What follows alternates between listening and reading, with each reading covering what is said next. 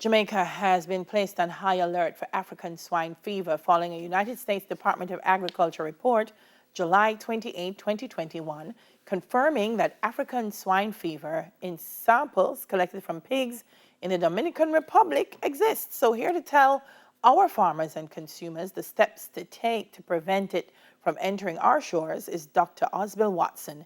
He's Chief Veterinary Officer, Veterinary Services Division in the Ministry of Agriculture and Fisheries. Good morning, Doc. Morning, sir. Good morning, and good morning, Jamaica. First question from me, sir. It will not affect humans. No, most definitely, it does not affect humans. The disease of pigs, it's a viral disease of pigs. Yeah. Second question, in addition to that, because I read where they say it could come into the country in contaminated pork, right? Is that true? Not only. There are several ways in which it could enter the country, and that's why we have to be so cautious, and we need everyone on board. Yeah, I want to jump in before you tell me the other ways, but if it comes in uncontaminated pork, who eats that pork if we don't know it's contaminated? It's not humans eat that? It's not that? That it is. You are not going to know that it is contaminated, because if you get a piece of ham that originated from a country that has African swine fever, the virus can be present in salted ham for up to 140 days or more. So you can come off a flight from somewhere in Europe, having a nice piece of ham, you hide it from customs in your little knapsack, and then you take it and you eat it and you throw the scraps out.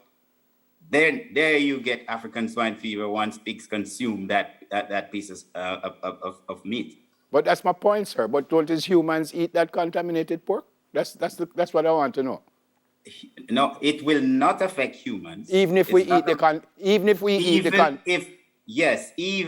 you eat it, it cannot affect humans, because the virus that affects swine, and it's spread through contaminated meat and other body fluids of swine, infected swine. Okay. So let's talk about, sir, just what are some of the other things that I'm seeing here that I was unaware. It says feed, equipment, clothing, it can remain viable in animal feed, ingredients under extreme conditions. Where are some of the places that we have to look out for? Are some of the things that we have to look out for? Sure. So we know that there's an outbreak now in the Domrep. Now, if someone travels to the Domrep and they may have entered a farm that is infected, that virus can remain on their shoes, on their clothes for several days or weeks. So when you get back, you can actually walk on a farm and spread the virus. Other ways is we import used vehicles, and used vehicles and equipment may come in from countries that are affected. So, for example, Asian countries are affected. China has been affected since 2018, where it has devastated more than 50% of their pig population.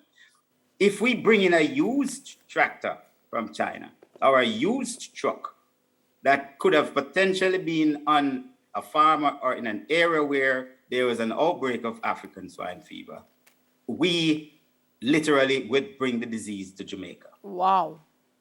Yes. It is that contagious. It is that contagious, and it is almost always 100% fatal. It means that once the pigs get it, they are going to die. And in fact, in temperate climates, so in parts of Europe that have a winter, say in wild boars, if the wild boars get the disease and die in winter, that virus actually survives the winter in that dead carcass.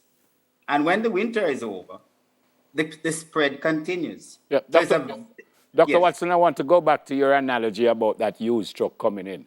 Is there any way at our ports that we can test something like that to find out that, this might be on the tire or wherever you say it could end up? Is there any way that they could test that at the port to ensure that it doesn't pass that?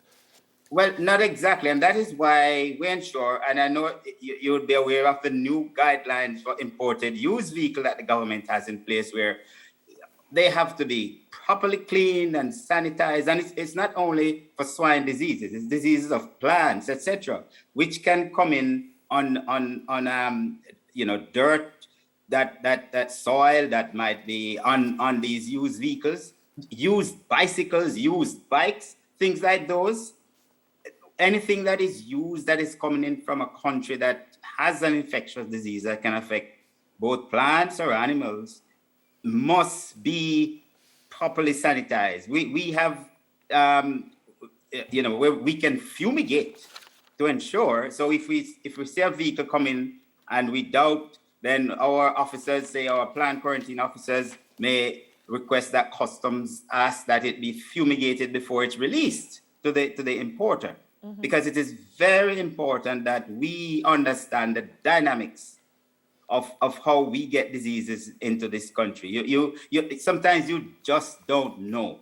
And that is why if you're a farmer and you travel to a country that you think that there's a disease that can affect your crops or your livestock, when you get back home, do not just go on your farm.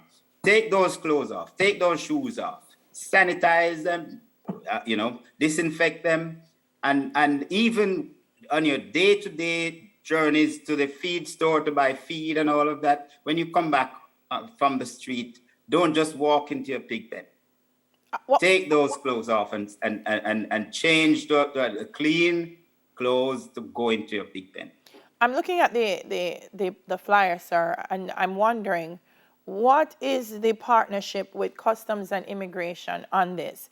Because we are aware if we travel to the United States and some other countries, we're not allowed to bring certain things into America because they're protecting their crops.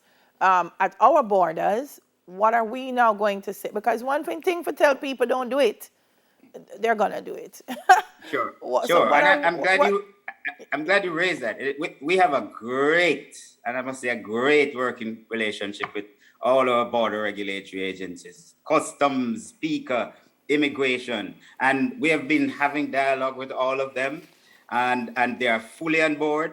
The red flags are raised. So just like when you come in and the Ministry of Health may have the nurse there and the immigration officer will point you over to the nurse, we have a similar situation where if you're traveling from a country that is potentially infected, that you are pretty much just red flagged a little bit. And of course, we ensure that your luggage is properly checked to ensure that you don't have any little piece of bologna or salami or a little piece of ham hiding in there. And it's all our duty to ensure that we safeguard this multi-billion-dollar pig industry.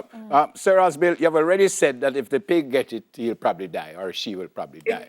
But yes, if the farmer, can the farmer tell that something not right with this pig right here? So can the farmer tell? Sure, because the farmer has the pigs, and the farmer may just wake up this morning and see 2 dead, 3 dead, 10 dead, 15 dead, or they may start having fever. Well, before you go there, before they die, can you look at them and say, no, this pig don't look so right? And if that happens, what does he do? But if that happens, what does he do? Kill the pig, move it away from everybody else? What does he do? No. Sometimes the farmer may notice signs. So the farmer may notice that the pig is vomiting, or it has diarrhea, or it stopped feeding, or if it's a white pig, you see the red discoloration of the skin, and it's staggering. And so immediately the farmer would notify us or notify the closest veterinarian to say, hey, look, something is wrong. Similarly, if a pig dies, we want to be notified immediately. No movement must take place until we determine that, okay, well, no, it's not a disease of concern, so therefore we can go at business as usual. But once a farmer believes that there is an infection on the farm, then he must do everything to prevent movement of anything from that farm. All right. As far as you know, it is not in Jamaica. It is not in Jamaica, and pork is safe to eat. Yep. That was just going to say, I want to end where I started. It will not harm humans no matter what happens. No, it does not affect humans. All right. Thank you, sir. Good to see you. You're most welcome. Thank you. Stay safe. God bless you, sir. Okay. Dr. Thanks, Osbill Watson, Chief Vet Officer in the Vet Services Division in the Ministry of Agriculture and Fisheries.